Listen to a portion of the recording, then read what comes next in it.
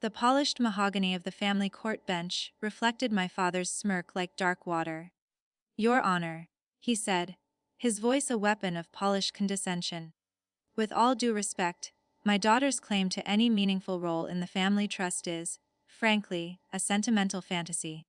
She's a freelance researcher, a glorified librarian. She lacks the temperament, the acumen, and frankly, the maturity to handle the complexities of the Prescott legacy."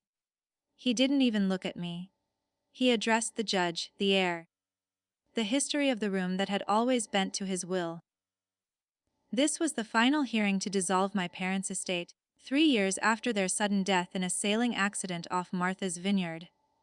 My sister, Elara, sat beside him, a study in elegant sorrow in a tailored charcoal suit, a single, perfect tear tracing a path she'd likely practiced. She said nothing. Her silence was a deeper betrayal than his words. Our mother's will had been clear: a three-way split of the assets, including the controlling interest in Prescott Biotech. But a supplemental directive had surfaced, signed in a shaky hand during Mother's final illness, naming Elara as sole executor and primary beneficiary. Citing my own stable career path and lack of conventional ambition, I'd spent every dime I had on a lawyer who was now fumbling with notes, outmatched by my father's battalion of Armani-clad attorneys. My father continued, warming to his performance. "We've offered Cassandra a generous stipend. More than enough for her little projects.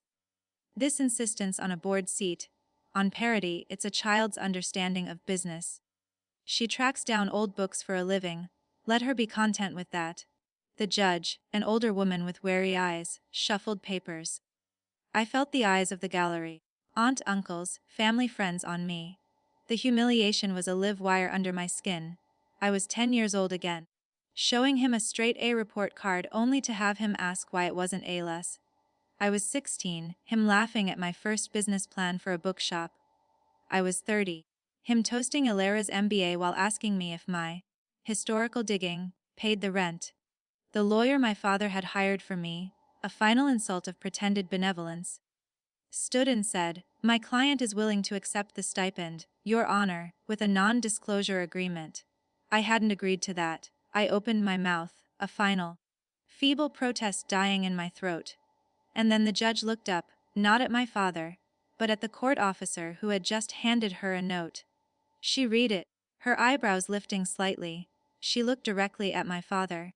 "Mr. Prescott," she said, her voice slicing through his smug aura, "before we proceed, I feel I must ask, in your extensive assessment of your daughter's qualifications, did you or your counsel ever conduct a basic background check?" My father blinked, thrown. "Her qualifications are a matter of public record. Her tax returns, which we've submitted, show." "I'm not speaking of her taxes," the judge interrupted, a dry, almost imperceptible smile on her lips. She turned her gaze to me, and for the first time, it held something other than pity. It held curiosity. "Counsel, does your client have any current official affiliations she wishes to disclose to the court?" My court-appointed lawyer looked baffled. I straightened my spine, the cheap wool of my blazer scratching my neck. The room was utterly silent. I met my father's confused, irritated stare. Then I looked at the judge. "Your Honor," I said, my voice clear and steady for the first time that day. "I am a lieutenant commander in the United States Navy, Judge Advocate General's Corps. My work as a historical researcher is my cover for active duty intelligence analysis pertaining to financial and technological warfare." The gasp in the room was audible. My father's face went from smug to confused to a slow, dawning horror. Elara's perfect tear track froze on her cheek. The judge leaned forward, her eyes locking onto my father's. "Sir," she said, the word a velvet hammer, "you don't know she's JAG." She adjourned the hearing for recess. As my father and sister scrambled, whispering frantically to their lawyers, their empire of lies showing its first seismic crack, I sat perfectly still, the ghost of a 7-year oath to my country solid as steel in my veins. And that was the moment I knew, the real revenge begins now. The downpour began as I left the courthouse, a cold, biblical rain that turned the New York streets into rivers of reflected neon and blurred taillights. I didn't take the subway. I walked, letting the icy water soak through my inadequate suit, feeling it wash away the last vestiges of the persona they thought they knew, Cassandra, the dreamy, fragile scholar. Lieutenant Commander Cassandra Prescott, JAG Corp's Financial Crimes Division, felt the familiar, coiled focus return. The cover was necessary, born from a genuine passion for historical patterns of fraud that the Navy found useful. My parents had known, vaguely, early on. But after a security briefing following my first major case, they'd agreed to obscurity. My father, I realized now, must have forgotten, dismissed it as a phase, buried it under his narrative of my failure. Elara might have suspected, but chose to ignore it, a convenient blindness. Their ignorance was my beachhead. I went not to my cozy, book-cluttered apartment in the West Village, but to a secure federal office, in a nondescript building in Lower Manhattan. My commanding officer, Captain David Joe, sat across from me in a soundproofed room. A map of global financial flows glowed on a monitor behind him. Prescott, he said, his voice gravelly. The court thing. I nodded. It's the same company, Prescott Biotech. The supplemental directive is a forgery. The trust irregularities I've been tracking for 6 months. The off-book transfers to numbered accounts in Liechtenstein. They originate from my family's office. Joe steepled his fingers. You're operational now. Your cover is compromised for them, but that gives you latitude. Objective, twofold, sir. Personal justice, and to expose a conduit for illicit biotech capital laundering. I believe my sister Elara is the architect. My father is the blustering front. Joe granted me a 30-day detached duty. Burn it down, Commander. And bring me the ledger. The psychological warfare started in the quietest way. I sent a single email to the family's office manager, copying Elara and my father. It was a request for a formal, itemized accounting of all estate-related transactions over the past 48 months, citing my newly affirmed legal standing as a beneficiary. It was dry, bureaucratic, and perfectly lethal. It forced them to either comply and reveal their hand, or refuse and show guilt. Elara responded within the hour, inviting me to the family penthouse on Central Park West for a family conversation to clear the air. The trap was sprung, and she was walking right into it. The penthouse was a monument to chilly, acquired taste. Floor to ceiling windows showed a bruised sunset over the park. The air smelled of lemon polish and anxiety. My father, Robert, stood by the fireplace, a glass of bourbon in hand. His earlier courtroom fury banked into a smoldering resentment. A spy, Cassie. Really? Was all the bookishness just a sad little game? I ignored him. Elara glided in, wearing a cream-colored cashmere sweater and trousers, her blonde hair a perfect sweep. She looked like a corporate angel. Cassandra, she said, her voice a soothing balm. What a day. Let's not be adversarial. The will, it was Mother's confused wish. We were trying to protect the company's stability. For all of us, she poured me tea, her movements precise. This JAG revelation, it's impressive. But surely it means you're even more committed to national security. Getting entangled in a messy, public probate fight, it could be seen as a conflict, couldn't it? Risking your security clearance. It was a threat, subtle and expert. Question my priorities, hint at professional ruin. I took the teacup. My clearance is fine, Elara. In fact, my work is what flagged the anomalies in the estate's finances. The transfers to Horizon Holdings in Vaduz. You're listed as the signing authority. Her smile didn't falter, but her eyes, the color of winter sea, iced over. Horizon is a strategic venture capital arm. Daddy knows all about it. Does he? I asked, turning to our father. Do you know that $23 million from Mother's liquid assets, which were to be split equally, went through Horizon, and never reappeared on the domestic books? That it corresponds with a deposit into the personal campaign fund of Senator James Corvin, who is currently sponsoring a bill that would fast-track approval for Prescott Biotech's new opioid alternative, a drug with troubling trial data you've been suppressing. The room went deathly quiet. My father's face was a confusion of rage and confusion. What is she talking about, Elara? Alara's composure was a terrifying thing. She set her cup down with a soft click. Cassandra has always had an overactive imagination. She's twisting legitimate business into some conspiracy. It's pathetic. But I saw the minute tremor in her hand. I had hit a nerve, but not the heart. The heart was protected by layers of legal padding and hidden alliances. I needed the root. I began a dual campaign. Overtly, as Cassandra, I filed a formal motion to contest the will, backed by a formidable civilian lawyer I hired with back pay the Navy provided. Covertly, as Leltsu Prescott, I used my resources to trace the digital ghosts of Alara's scheme. I tracked her lovers, a compromised FDA official, a hedge fund manager with ties to Eastern European syndicates. I pieced together a mosaic not just of inheritance theft, but of systemic corruption, with my family's company as the vehicle. Alara wasn't greedy. She was ambitious on a scale that dwarfed mere money. She wanted to build an empire insulated by political debt and blackmail. The pressure escalated. Anonymous tips about Prescott Biotech's faulty drug trials began appearing in financial blogs.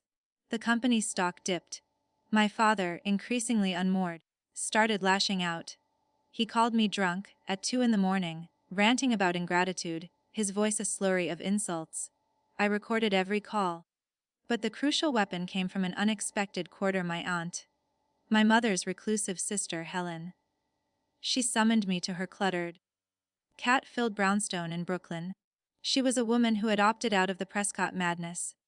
Your mother, she said, handing me a cup of terrible, strong tea, was scared at the end. Not of dying. Of Alara. She called me a week before the accident. Said Alara was pressuring her to sign papers that Robert was too blinded by her success to see. She said she was going to change the will back, to put everything in a trust you would control, because you were the only one with a moral compass. Helen's eyes were bright with tears. She sent me something. A digital file. In case something happened. It was a voice memo, sent the night before my parents set sail. My mother's voice, strained but clear. Helen, it's Margot. I've hidden the real will with Martin Clay at the firm. The one naming Cassie as executor. Alara's version is a forgery. She had a nurse witness it when I was on heavy medication. I confronted Robert. He refused to believe it. He said I was being hysterical. Turning against our golden child, I'm scared. If anything happens to me, it wasn't an accident. The recording ended. Martin Clay was the family lawyer who had retired abruptly to Fiji a month after the funeral. My blood turned to ice. It wasn't just theft. It was premeditated.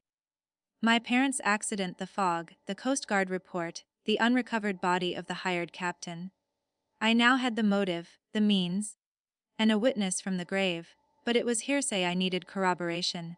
I needed Alara to confess. To do that, I had to become the one thing she couldn't control, a bigger, more powerful version of herself. I used my JAG credentials to get a meeting with Senator Corvin's chief of staff, implying I had damaging information about my sister's bribes that could implicate the senator. It was a bluff with teeth. The resulting panic in Corvin's camp must have sparked a furious call to Alara. She retaliated by having me followed. I spotted the tail, a sleek black SUV, outside my apartment. Instead of shaking it, I led it on a tour of secure federal buildings, a silent message: I am not alone. The final move required a stage. The Prescott Biotech annual shareholders meeting was held at the Mandarin Oriental Ballroom. It was a spectacle of corporate theater. Alara, now officially CEO after a rushed board vote forcing our father into a chairman emeritus role, gave a keynote about innovation and integrity. I sat in the back. In my navy dress blues, my medals a silent, stark contrast to the room's soft wealth. The Q&A session was bland until I stood and approached the microphone. The room hushed. Hundreds of eyes stared at the unexpected military officer. Alara Prescott, I said, my voice amplified calm. A question about Horizon Holdings. Can you explain the $23 million transfer from the Margot Prescott Memorial Trust on December 12 of last year, and its connection to the suppression of the adverse trial data for Neurothal? The room erupted. Cameras flashed. Alara, on stage, was a statue of perfect poise. but the teleprompter glass reflected the frantic scrambling of her aides. My father, in the front row, looked old and lost. That is a proprietary matter. And your figures are speculation, Alara said, her voice cutting through the noise. Your personal grievances, Cassandra, are not the concern of this company. This isn't personal, I said, pulling a small, government-issued audio player from my pocket. I didn't play my mother's recording. That was for later. I played a clip from one of my father's drunken rants, his voice slurred but recognizable over the ballroom's speakers. Alara handles the money. She always has. She said it was for political insurance. She said you were too weak to understand the real world. It was chaos. My father stood, shouting denials. Alara's mask finally cracked, a fissure of pure, undiluted hatred directed at me. Security moved toward me. I held up my hand, and two uniformed Naval Investigative Service officers, whom I'd arranged to be present, stepped forward.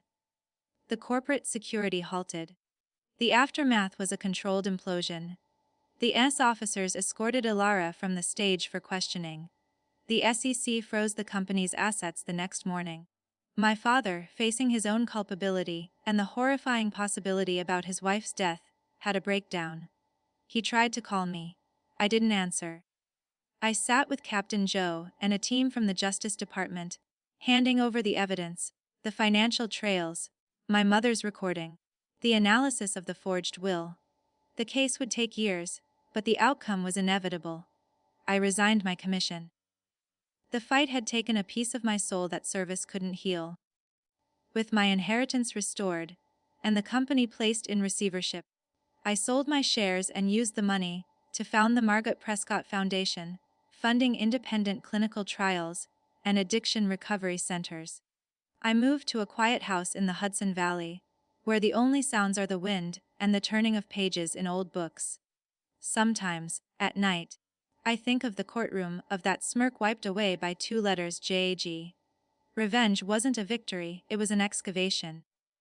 I had to dig through the rot of my own family to find the truth, and in doing so, I uncovered a corpse that was not just my parents, but the corpse of the sister I thought I had. The recording was the scalpel. But the hand that held it was steady, only because it had learned to hold a weapon for a country, not just for a self. The real revenge was the silence afterward. A vast, clean, and terribly lonely silence where the noise of their lies used to be. I had won. I had my name back. And in the hollowed-out space where my family once was, I was finally, painfully, free to build something true.